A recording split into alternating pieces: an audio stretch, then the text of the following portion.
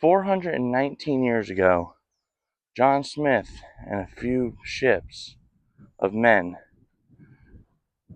sailed across the Atlantic Ocean and landed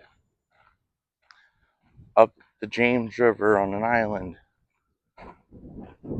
created a settlement, the first settlement in the American colonies of what would eventually become the United States of America, some 170 some odd years later. And with that, he erects a fort because there are Native Americans nearby, the Powhatan Indians, and he erects all these other necessities and eventually establishes, after the fort, a settlement that will be known as Jamestown. And that's where we are today.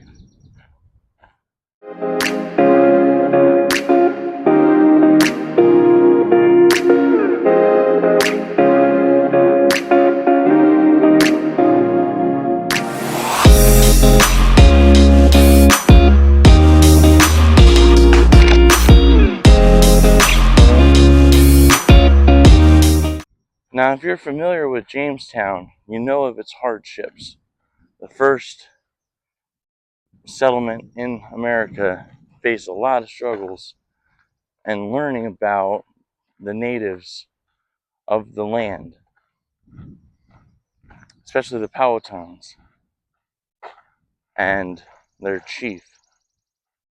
I have a book with me here today, Jamestown, The Buried Truth by William M. Kelso, that I'll be reading a couple excerpts, but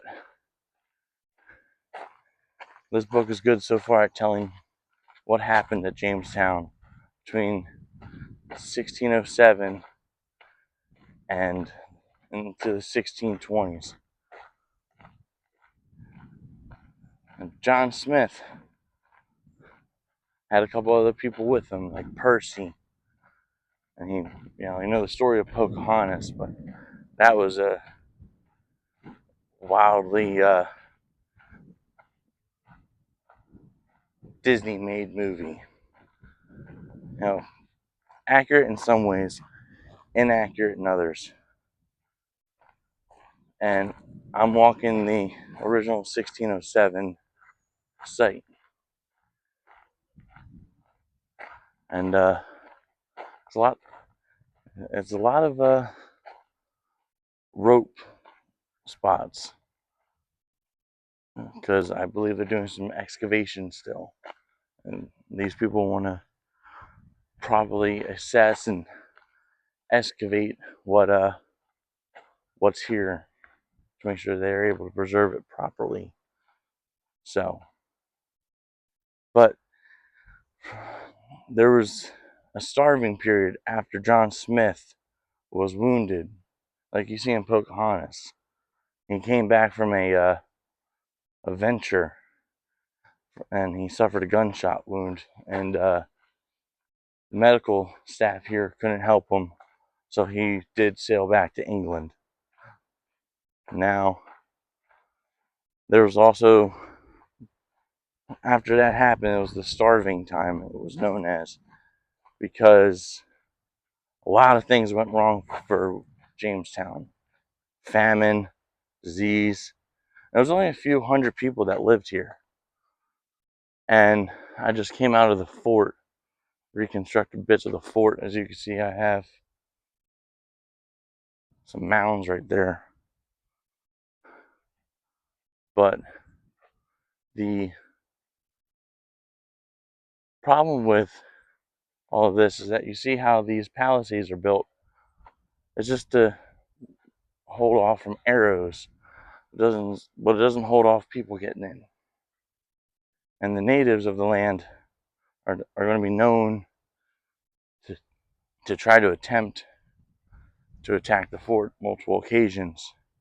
And that's what I'm pretty much here to do. is to talk about some of the battles and the struggles, especially one battle that took place in the beginning. And at points, there's a way that the natives were able to try to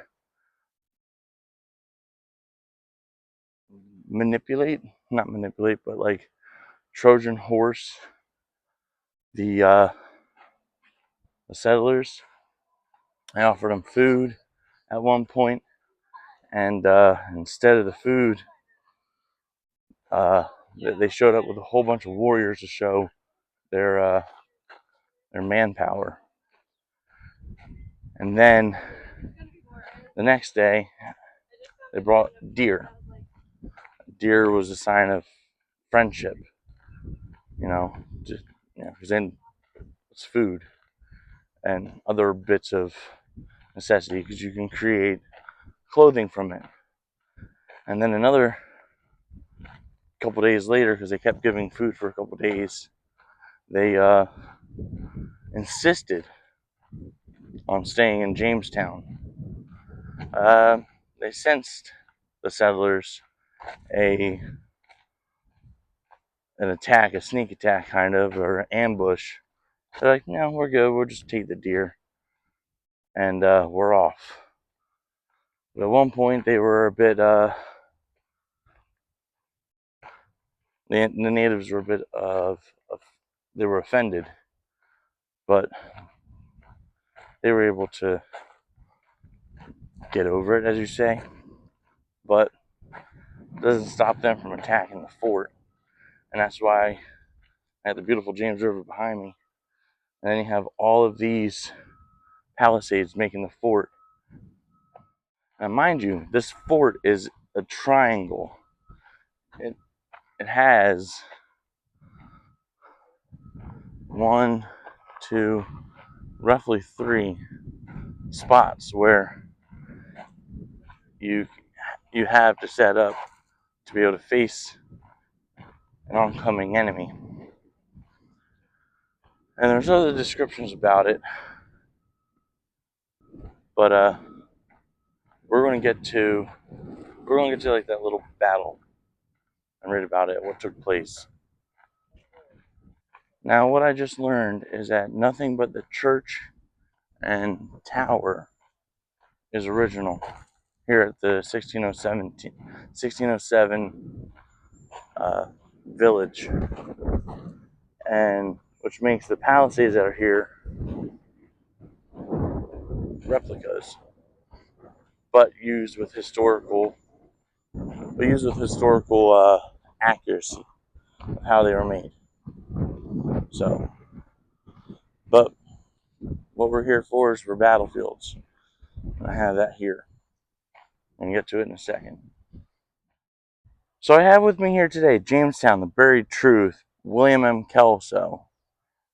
And it says here on page 16 that on May 27th, Archer, who had become one of the captains, described the battle. A very furious assault to our fort by some 200 warriors. They came up almost into the fort, shot through the tents.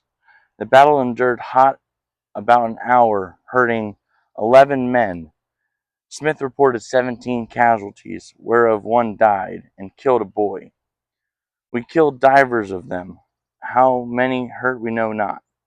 4 of the council that stood in front were hurt in maintaining the fort, and our president, Master Wingfield, who showed himself a valiant gentleman, had 1 shot clean through his beard. A crossbar shot from the ship's cannon caused the Indians to retire. This account not only forecasts the tragic future of Euro-American Native American relations, but it also gives a snapshot to infant Jamestown itself. From this account, it is clear that there was some sort of fort capable of repelling the attack for at least the hour it took for the ship's cannon to fire to end the fight. Why did it take an hour for the sailors to shoot the cannon is more than a little mystifying, especially since during that time they, the Indians, hurt us 11 men, whereof 1 died, and killed a boy.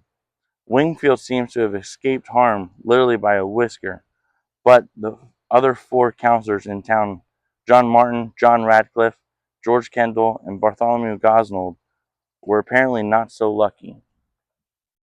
However, the seriousness of their wounds drew no further comment from Archer. Captain John Smith, Newport, and others missed the attack, having left Jamestown soon after landing to explore the country in search of gold and a water passage to China, as instructed by the company. The assault turned out to be a wake-up call. Wingfield, who presumably now knew the men would need more than their beards, brush, and canvas to stay alive, ordered that the settlement be immediately and this time seriously fortified. The camp was to be enclosed with palisades, logs set side by side in the ground. The men labored palisadoing our fort, and the cannons were mounted. These activities marked the beginning of James Fort. In only 19 days, the enclosure stood complete, according to Percy on June 15th. We had built and finished our fort, which was triangle-wise, having 3 bulwarks at every corner, like a half-moon, and 4 or 5 pieces of artillery mounted in them. Building the fort was no easy task for such small numbers in so short a time. If cutting the hauling logs, probably weighing 800 pounds apiece, and digging at least 900 feet of trenches to seat them was not enough of a challenge. Almost daily the workmen had to dodge Indian arrows shot from the surrounding woods and marsh grasses. One worker, Eustace Cloville, paid a dear price for straggling without the fort. The sniper shot 6 arrows into him, causing his death in less than a week. The constant threat of incoming arrows, the heat of a developing tidewater Virginia summer, and the stress of the fear-driven building schedule would eventually take its toll on the men. No wonder they almost mutinied. The gentlemen and all the company held a grudge against certain preposterous proceedings, and put up a petition to the council for reformation. Newport somehow convinced the disheartened to push on, perhaps explaining that the eventual triangular design was the quickest and easiest way to protect them. It is unfortunate that these exhausted men could not know that they were in fact transforming the Paspahegh land grant into the exact spot of the genesis of the United States. Even if they could have known, however, they would soon have been in no condition to care.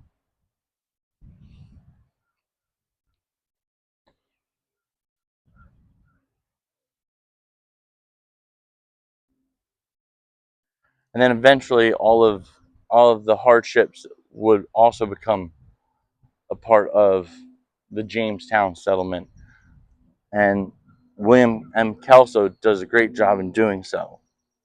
Now, we sit here and we now have the remnants of the fort here and everything inside. Well, these aren't more or less remnants, these are manufactured, but still for historical accuracy.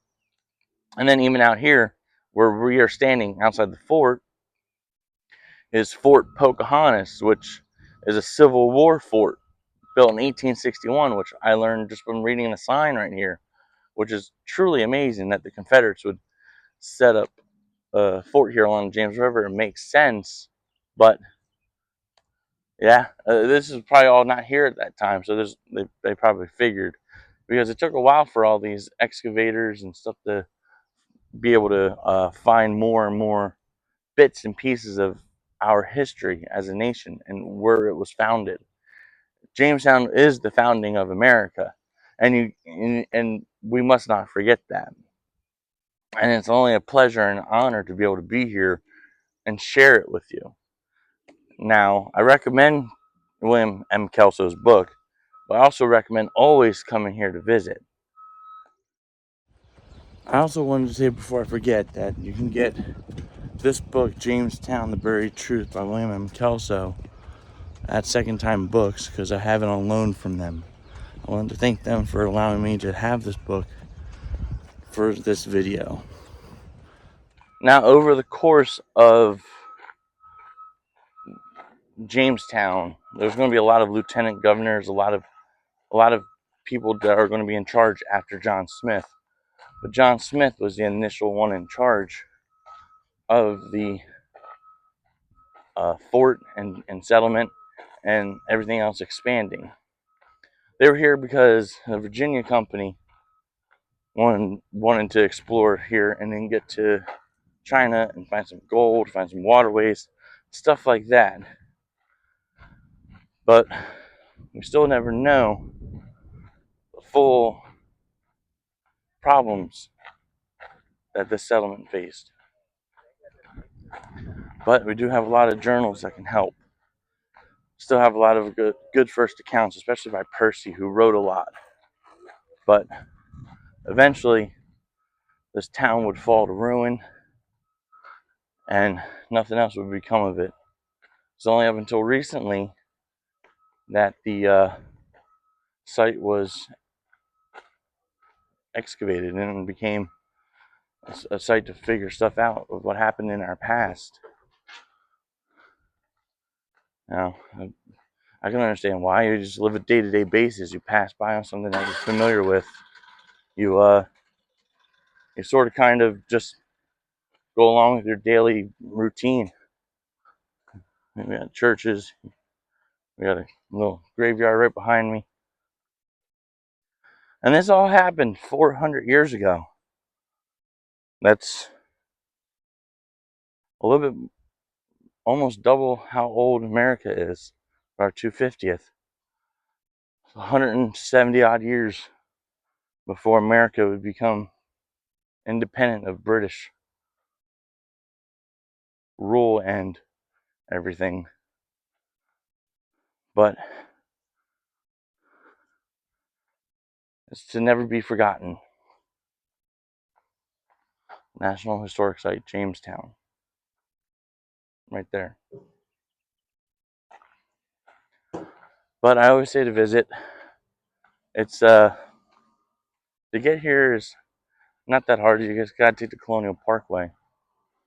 And it costs a little extra just to visit this part of the site of the old town. But it's worth it. Especially to be able to share it and just walk the grounds that John Smith and Percy and Newport walked. And just experience or just try to visualize everything that happened here. Just a day to day. And I'm feeling under threat of Native Americans. And they had every right to not like us. These settlers were new. They were threatening, in a sense. So, if they're threatening, that means that your way of life is threatened. I feel the same way. But at the end of it all, it came to where we are now. And it's still tragic. People died. But with that, if you like this video, please like, comment, and subscribe. I'll see you in the next video. Have a good one.